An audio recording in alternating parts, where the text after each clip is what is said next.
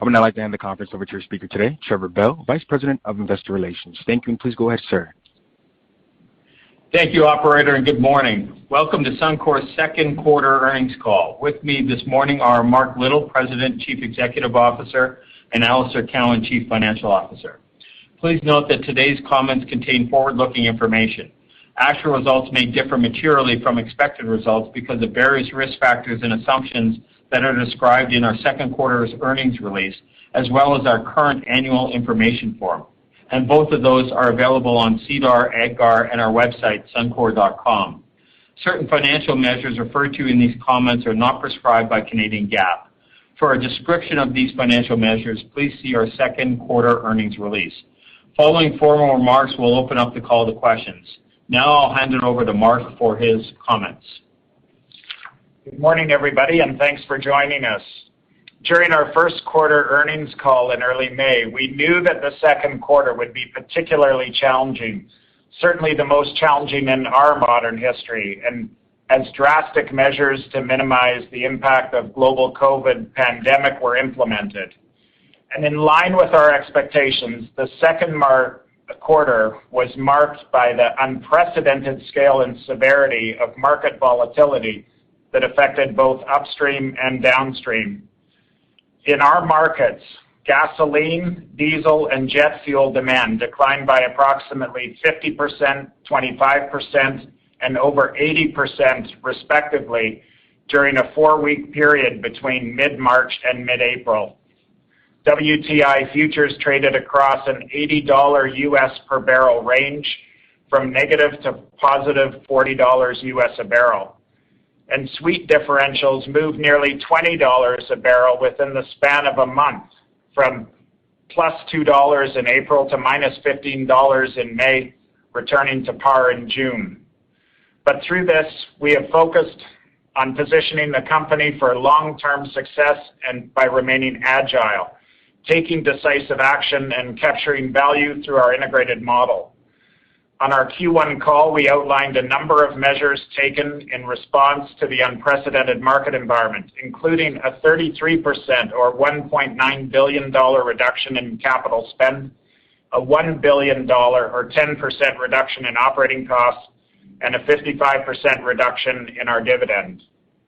And through the second quarter, other actions were taken to adapt to the rapidly evolving market conditions, generating positive funds flow for the quarter. We continued to enhance COVID-19 safety measures and ensure the health and protection of our employees, customers, and communities. We maintained flexibility in our maintenance schedules while protecting the health and safety of our employees. We adjusted the utilization of our refineries while flexing the product mix for enhanced margin. We captured value by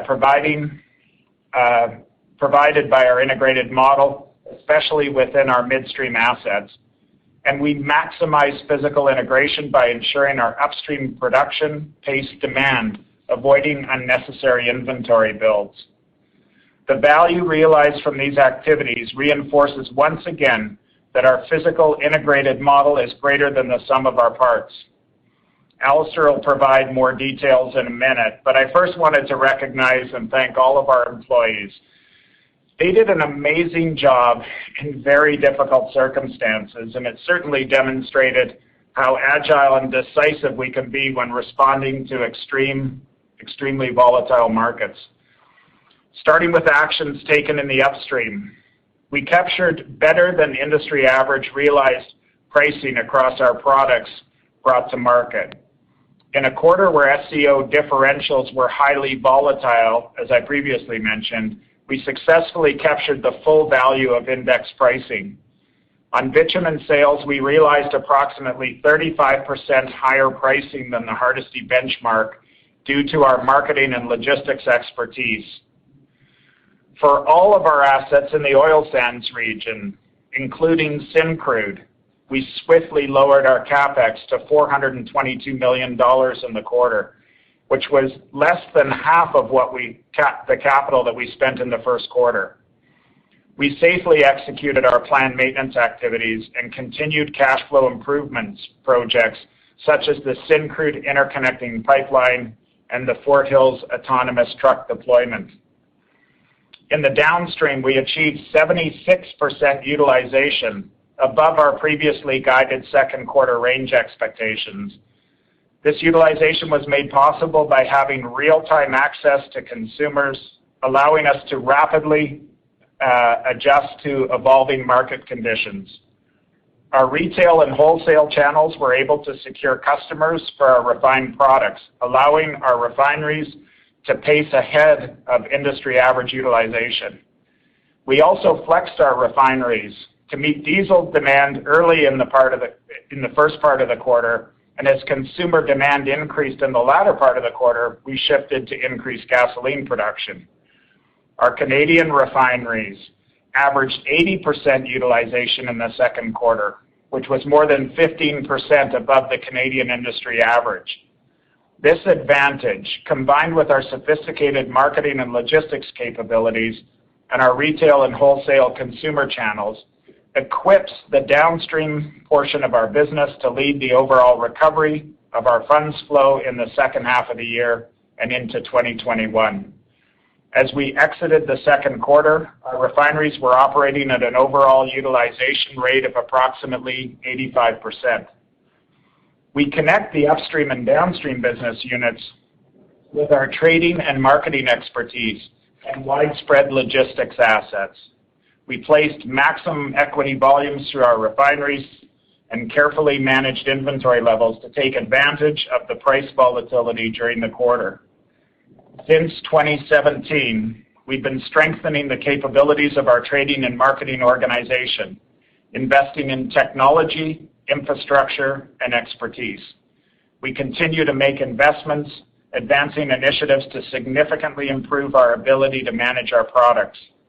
The current environment highlights the strategic importance of these investments through strong realized pricing in our upstream, increased equity feedstock into our refineries, and optimization of our production and inventory levels. I would also like to mention that just last week, we continued to build on 26 years of sustainability reporting by releasing our 2019 annual report on sustainability and our fourth climate report. This track record continues to highlight our long-standing commitment to transparency, disclosure, and progress on ESG. I'll now pass it off to Alister to go through our quarterly financial highlights. Thanks, Mark. As Mark highlighted, the unprecedented scale of volatility across the business this quarter was like none other in Suncor's modern history. It was impacted by both the demand and the supply side with unparalleled speed and scale. In this quarter, the resilience of our integrated model was certainly tested. And despite a $540 million negative cash impact of one-time inventory and FIFO losses in the quarter due to the rapidly declining crude price, we were still able to generate approximately $500 million of funds flow from operations. Throughout Q2, we maximized price realization, with approximately 80% of the company's upstream product mix weighted towards lighter crude. Approximately 45% of refinery feedstock was physically integrated with upstream production, and refined product mix was weighted 40% gasoline and 42% diesel. As Mark said, this mix varied significantly throughout the quarter to capture margin as consumer demand shifted. At the end of March, we announced a $1 billion reduction to our operating costs in 2020 compared to 2019. And during the quarter, we made progress towards achieving this target, with our absolute costs $811 million lower than Q1 this year and $643 million lower than Q2 last year.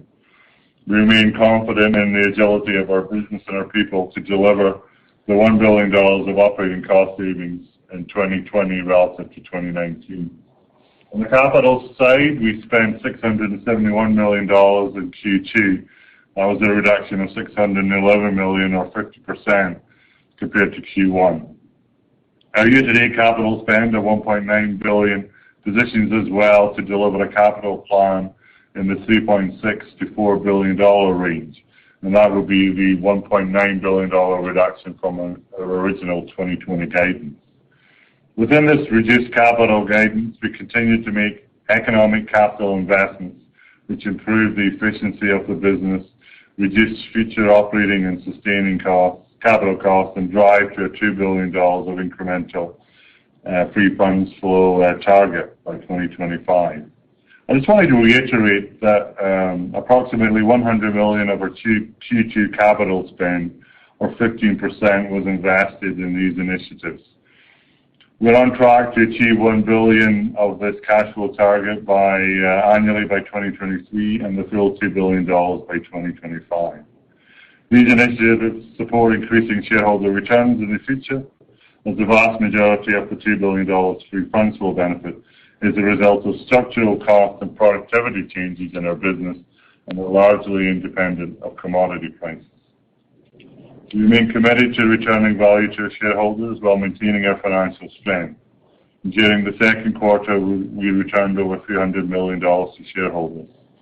We ended the quarter with the debt to total cap ratio of about 37.5%, which I just wanted to emphasize includes all our leases. This is slightly outside our target ratio of 20 to 35%. The significant reductions in costs, capital spending, and the dividend enables critical preservation of cash, limiting debt increases, and preserving the financial resiliency of the business. Well, we did build debt of approximately $2 billion during the quarter. That included a working capital build of approximately $1.3 billion, a significant portion of which is made up of an income tax cash receivable we anticipate we will receive by the end of next year. And at current strip pricing, we don't expect to add any further debt for the remainder of the year. And with that, I'll pass it back to Mark to discuss the outlook for the rest of 2020. Great, thanks, Alister. As I said on our last call, our view is the recovery will be led by the downstream as product demand improves and refinery margins strengthen, which we fully understand differs from the general view of refining outside of Canada. And based on our second quarter operating financial results and the improved market dynamics that we're currently observing, we maintain this view. During the second half of 2020, we see continued strengthening of downstream demand in gasoline and diesel to more seasonal levels by the end of the year. And given the high level of global crude inventories and the return of production, which was shut in during the second quarter, we expect upstream pricing and crude spread volatility to remain through 2020, although obviously not as extreme as we saw in the second quarter. We'll continue to pace upstream production with overall downstream demand to manage our crude inventories. The pace of demand recovery will be influenced by a number of factors, including the timing and pace and restart of the North American and global economies. And secondly, the impacts of any government stimulus such as infrastructure spending or other fiscal stimulus. And third, the potential for a second wave of COVID-19 and any medical advancements in the area of testing, tracing, treatments, or vaccines for COVID-19. In other words, uncertainty remains very high, and we will take the necessary actions within our model to generate additional value, including evaluating with our partners the option to resume a 2-train operation at Fort Hills. If we generate free funds flow in excess of our capital and dividend commitments, we'll look to bring our total debt to capitalization back into the top end of our range. Once we're at or below our 35%, we will continue to follow our capital allocation framework with a combination of future debt repayments, increasing shareholder returns, and making measured investments in economic projects.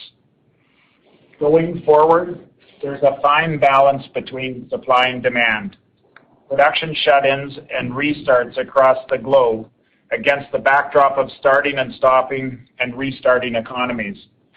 This situation will continue to evolve and highlights the importance of our cash break-even to cover sustaining capital and dividends, which we reset in Q1 to $35 US WTI. This ensures our ability to maintain the financial health and deliver strong cash flow through these continued volatile times. Said another way, We won't bet the financial health of our company on the pace of recovery, which is outside of our control. Although volatility continues, we wrap up this quarter well-positioned across the business. There's no doubt that the pandemic is an evolving situation, but we will continue to remain agile in the execution of our strategy, leveraging the flexibility and strength of our unique business model, assets, and expertise. Our company's strategy remains unchanged. And in fact, these circumstances have reinforced that our focus on safety, operational excellence, financial strength, disciplined capital allocation, shareholder returns, and leadership in ESG is the path to create long-term value for the company and our shareholders. And with that, I'll turn it back to Trevor. Thank you, Mark and Alistair. I'll turn the call back to the operator to take some questions. Thank you. And ladies and gentlemen, as a reminder, to ask a question, you need to press star one on your telephone. To withdraw your question, please press the pound key. Please stand by while we compile the Q&A roster. And our first question comes from the line of Manav Gupta with Credit Suisse. Your line is now open. Thank you for taking my question. I have a simple question. Your total operating and SG&A expenses actually went from $2.96 billion to $2.156 billion in a single quarter. That's quite an achievement. I'm just trying to understand, can you help us quantify the buckets, how you achieved such quick cost reductions, and how much of this is rateable for 3Q? Thank you. Thanks, Manav. Alistair here. Quite a significant reduction in one quarter. I think really if you look at it, we focused hard on stopping work that wasn't essential, taking out surplus positions that we didn't need, vacant positions, contractors across the organization. Obviously, as you know, we scheduled the maintenance, so some of those costs will likely come in the third quarter, but not a lot.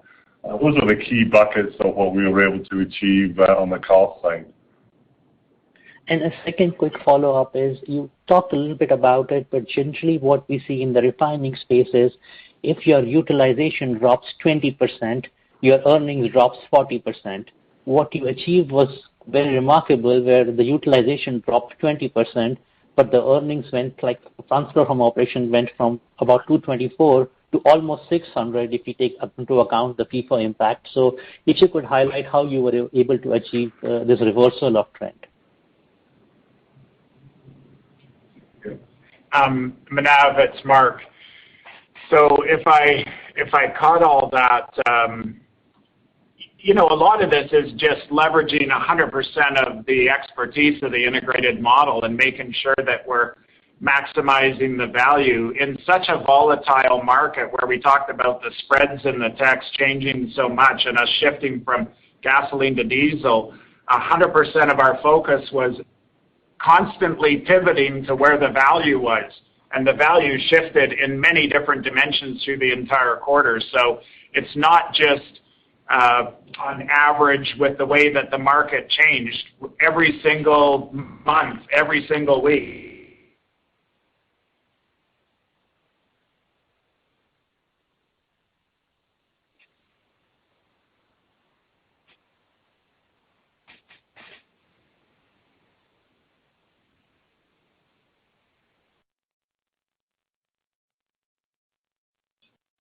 Thank you. And our next question comes from the line of Neil Mehta with Goldman Sachs. Your line is now open. Great. Can you hear me okay?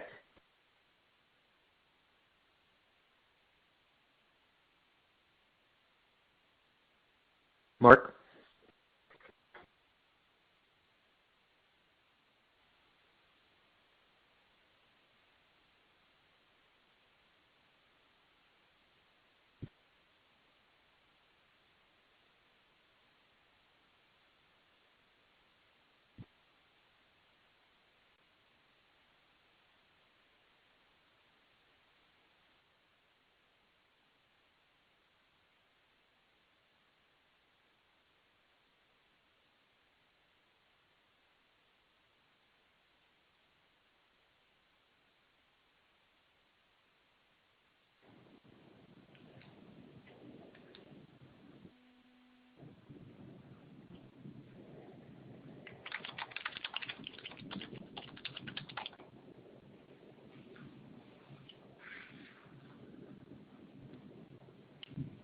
Operator, can you hear us?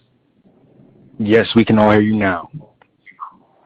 Okay. Is anybody on the line so we can get to questions? Yes. If you didn't get a chance to ask your question, please press star 1 and reconnect. Our next question comes from the line of Phil Gresh with J.P. Morgan. Your line is now open. Hey, good morning. Can you hear me all right? Yes, we can, Phil. Oh, great. Good morning. I guess the first question that I had would be for Alister. You made a comment about not adding any additional debt in the second half, and Mark, you talked about a $35, reiterating a $35 break even. So I just want to, it's a bit of a nuanced question, but it seems like you guys should actually be generating positive free cash flow in excess of the dividend and actually showing some deleveraging in the back half, given your commentary on refining that seems reasonably positive. So any additional color you could provide on that? Well, Phil, I think that would go to what we'd be assuming our prices are going to be at the second half of the year. And I know that many of you there are much higher price forecasts for the second half of 2020 than we have. So we're assuming that we'll be very consistent with that $35 WTI level. If it's higher, yeah, I would agree with you. We've got the potential to delever. And maybe just to add to that, Phil, part of the issue with it is uncertainty is high. You're seeing it in all sorts of across North America, economies starting, stopping, restarting. So, I think the jury's still out, and there's a lot of things that have to get resolved before we get back to what we thought was normal. And so our whole focus is to maintain flexibility. And as I stated, let's see it before we start trying to figure out what we're going to do with the additional cash. No, understood. I was just going off the strip comments that you had made.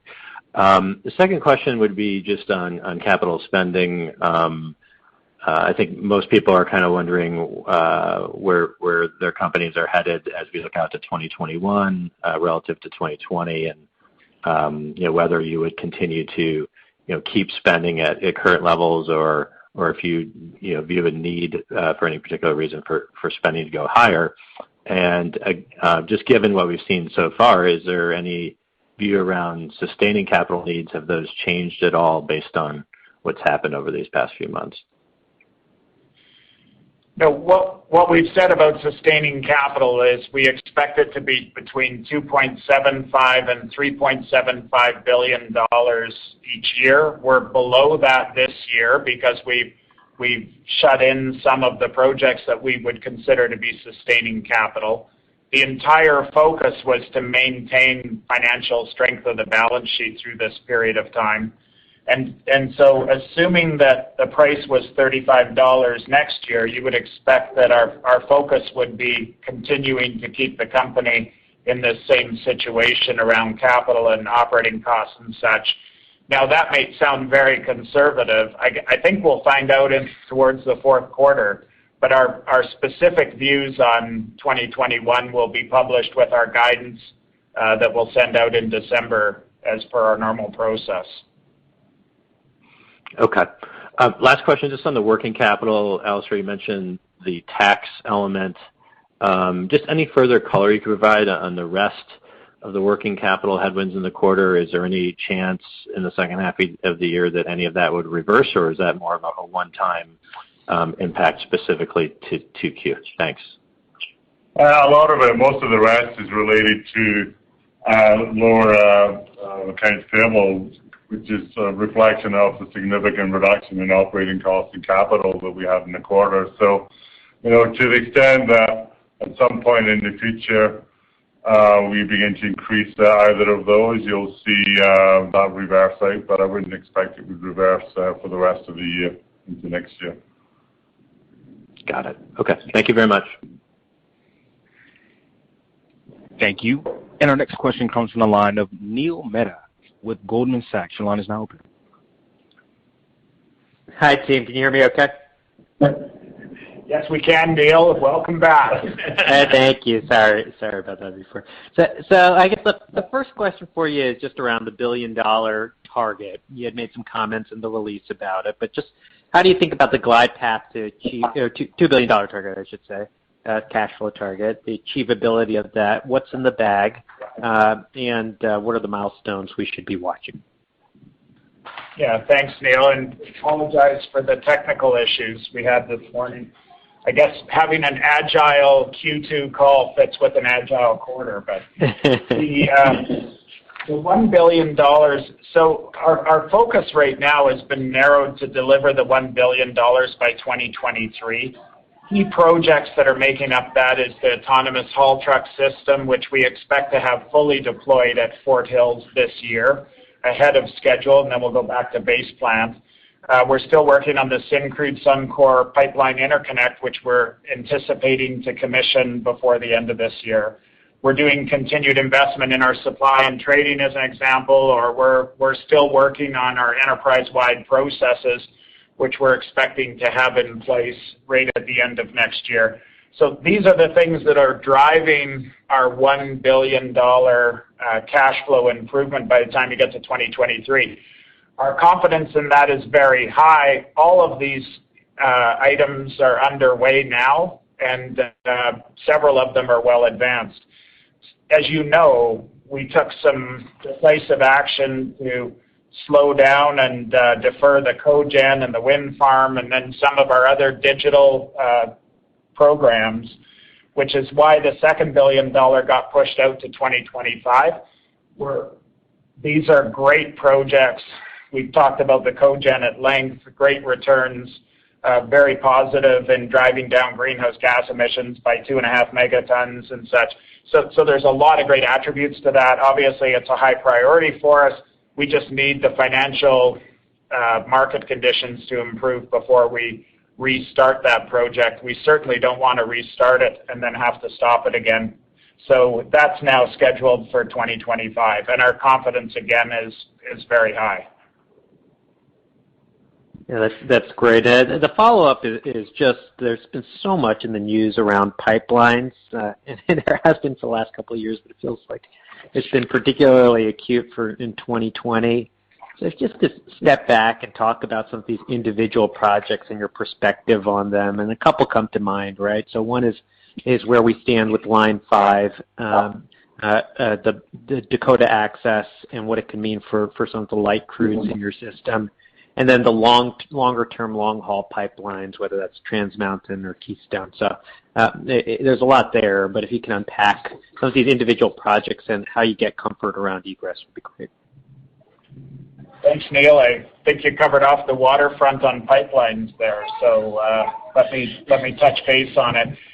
You know, Line 5 we think is a low probability event of that line getting shut in. We really think that there's some really good work going on around how to manage that and improve the path forward.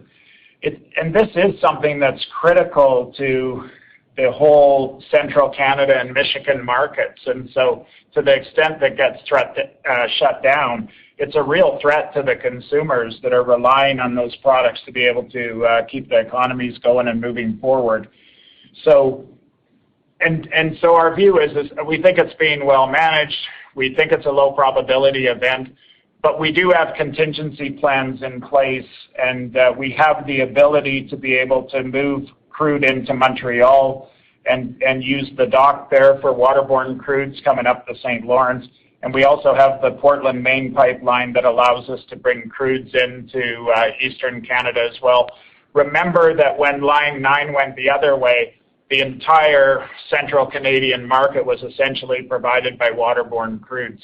So we have some flexibility there, which we think is a great contingency.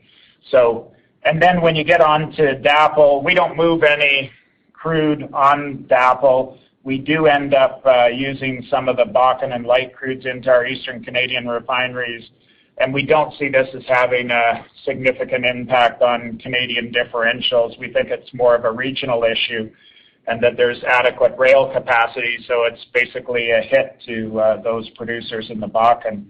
And then on the other three lines, Trans Mountain, you know, it's cleared its final court case. We think it's in good shape. Construction's moving forward.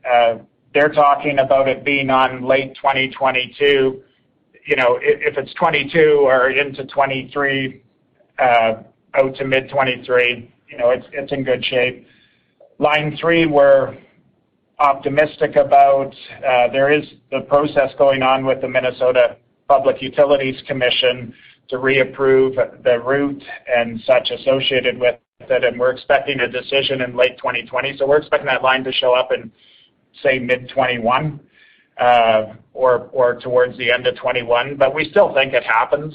And then Keystone XL, I don't know, seems like it's becoming a significant part of the discussion on the politics side, and so now they're working through these latest court rulings, so it's delaying any of the construction across the waterways. But I think if you go and talk to TC, they're still plowing ahead and working hard to make this thing happen. So there's lots of resolve there to keep going. So we're still optimistic about the lines, but you're absolutely right. There's been more activity on the pipelines for a long time. But that said, Trans Mountain is looking better than it ever has. Thanks, Mark. Thank you. And our next question comes from the line of Greg Pardy with RBC Capital Markets. Your line is now open. Yeah, thanks. Good morning. Couple questions for you. Maybe just to start at Fort Hills. So you went to 1.5 to 1 trains, but I guess what's piquing my interest there a little bit is just with the progress that you've made with the autonomous haul trucks. What's the game plan at Fort Hills? Is it to move back to 1.5 towards the end of the year? Or do you think you'd probably remain running that at 1 train? Yeah, great question, Greg. Thanks for that. Our focus on Fort Hills is, like with all of our assets, is to maximize value. Clearly, in the second quarter when prices were so low, we decided to park 1 train because we couldn't efficiently use it. And so when you look at it, there's 3 things we're trying to accomplish at Fort Hills. First of all, we're trying to make sure that if we bring it on, we think that we are going to have a relatively stable price environment so that this thing will be able to perform and generate good cash flow. The second thing is curtailment is a bit of an issue because, as you know, with the second train, if we start it up, we can't run it at full utilization, so that's a bit of a challenge. And then the third one, which is where we're putting an enormous amount of our attention, is to restructure the cost structure of that business. When we originally started it up, we overstaffed it with the expectation we'd start it up, get it to full rates, and then maintain it for a year and then lean out the organization. We haven't been able to do that because of curtailment, so now we're in the process of doing that without having run it for a significant period of time. So we're doing that. So when we parked it, we thought we would have it down potentially to the end of 21. The price environment now would incent us to bring it back on. This is a debate that's going on with the owners, so no decisions have been made, and it requires the alignment of the owners to be able to move forward on it. But with that said, at some point here, we're going to have to go into a substantial cost around winterizing it if we're not going to run it. So I think there's a reasonable chance that it'll be back online by the end of the year. But again, no decisions have been made, and this is what we continue to work with the owners. Okay, that's a really thorough answer. And I know just Manoj's question at the beginning, just on the downstream, but maybe to be a bit more specific in terms of the performance, and it certainly surprised us just given all the headwinds. But did retail or marketing logistics play a big role there? I can see a big smile on Mark Townley's face as he probably took advantage of all kinds of things in terms of the volatility you were referring to. But and I know in the first quarter you guys, I think, had talked about the value brought from supply and logistics. Was that a big driver here? Yeah, Greg, I'd say this is a huge driver, as we've emphasized through this. Being able to see exactly what's happening at the retail consumer and at the wholesale level, and being able to pivot to make sure that we're managing our inventories and yet providing the product to the end consumers has been a huge strength. And that goes all the way through our crude logistics and such that Mark Townley's shop manages and such. And so, we're very happy. This is where the strength of our supply and trading and the marketing organization really shines. And then the agility of both the upstream and downstream to be able to keep adjusting the operations to chase the value. And so I think the whole focus on agility, but the logistics piece of that and supply and trading has been a huge part of it to be able to constantly optimize between the upstream and the downstream. I just add there, Greg, that, from a cost perspective, a significant cost reduction across the business, including in the downstream, also helped them in the quarter as well. Okay. Thanks very much, guys. Thanks, Greg. Thank you. And our next question comes from the line of Asit Sen with Bank of America. Your line is now open. Thanks. Good morning, everyone. Mark, appreciate all the details on pipeline news, and just wanted to dig a little deeper. The second layer is crude spreads. WCS spreads have been well behaved. Just wondering if you could share kind of your outlook on spreads over the next 12 to 18 months, given all the volatility. Just pipes versus underutilized pipes currently, versus whether you see crude by rail resurgence at some point. What's your outlook here? Yeah, you can see as Canadian crude's coming back on, and you can see that, and you'll hear it over the next 10 days, is lots of Canadian crude's coming back on. So we're starting to see the pipelines fill up again, and I would expect that, thankfully, our inventory positions in Western Canada are in pretty good shape. But if you look at the forward forecast on WCS, you see spreads coming out as we head towards the end of the year here.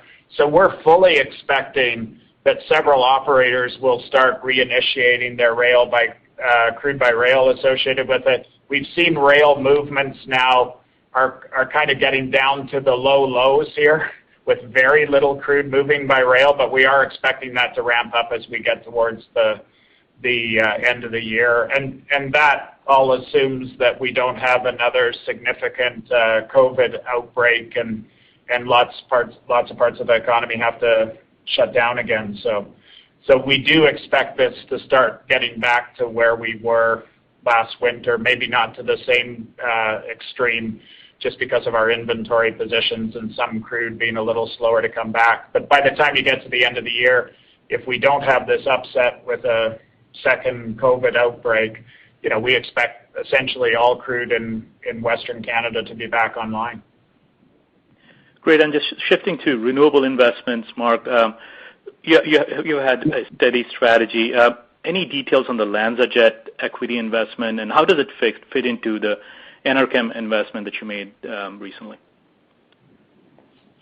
Well, LanzaJet is coming out of the same company that's LanzaTech. And so, but it's specifically around biojet fuel, but it also can make a hydro-treated renewable diesel product. So we committed to join in as an equity partner and build this a commercial demonstration facility, essentially, in the United States. The good thing about it is that we will take possession of a bunch of that product, this hydro-treated renewable diesel, and use it to manage our blending commitments and such that we have in Canada.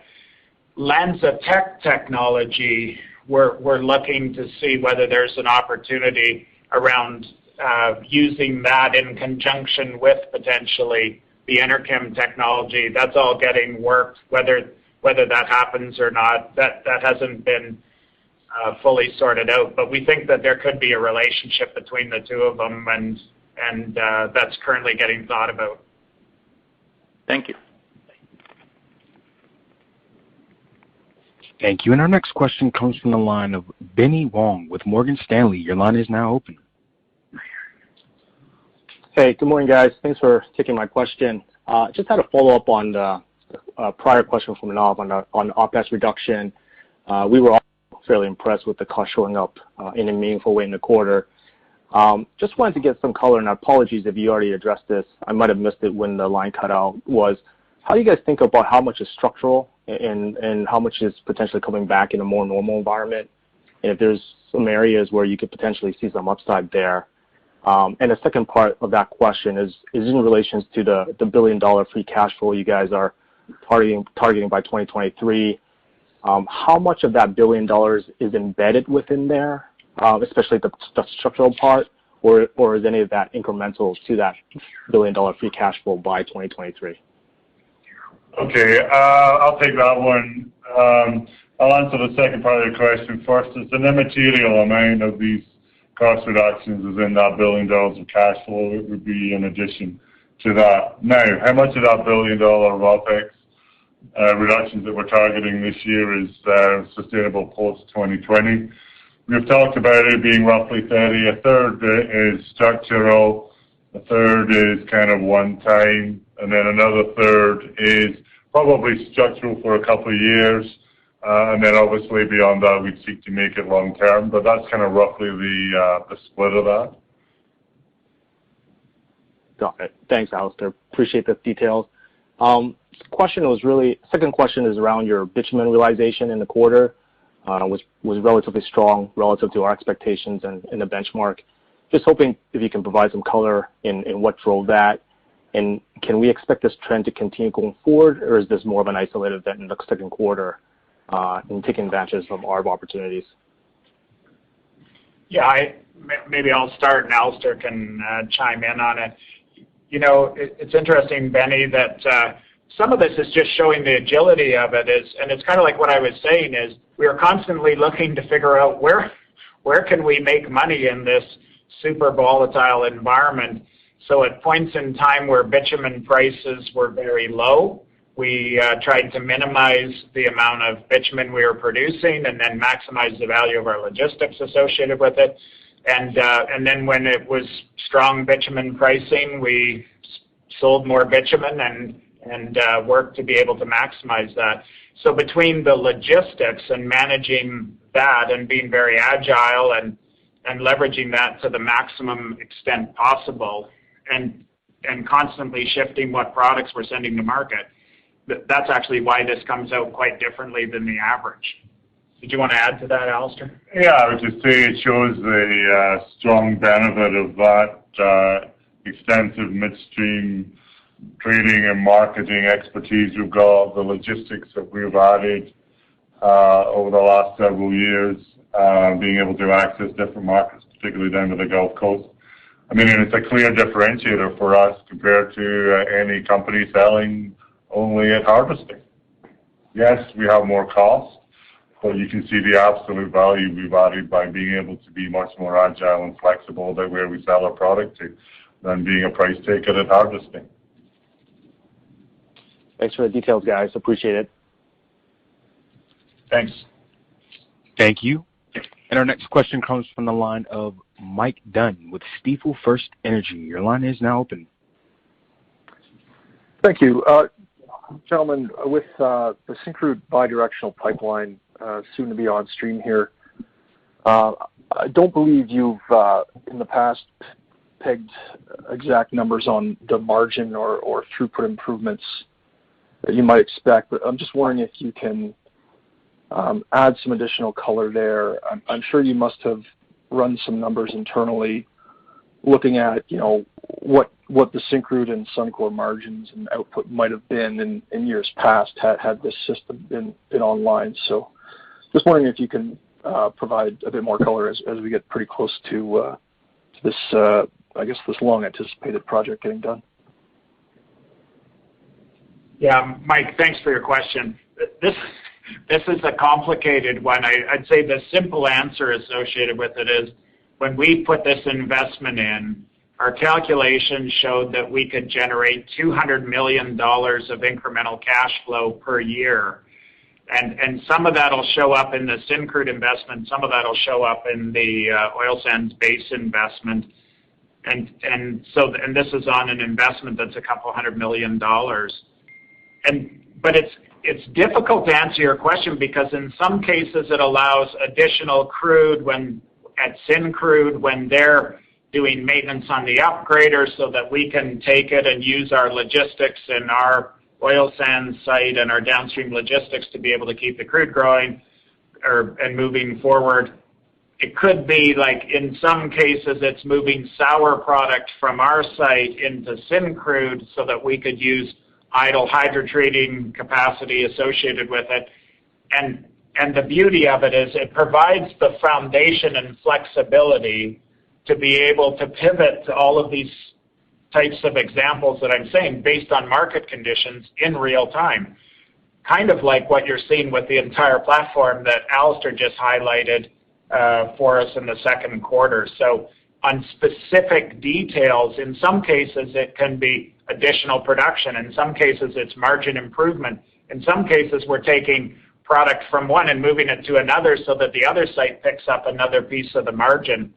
So it's difficult to answer your question, but the simple thing is $200 million a year in improved cash flow, and we're confident that it will generate that cash. That's part of our $1 billion by 2023. Thanks, Mark. That's helpful. Can you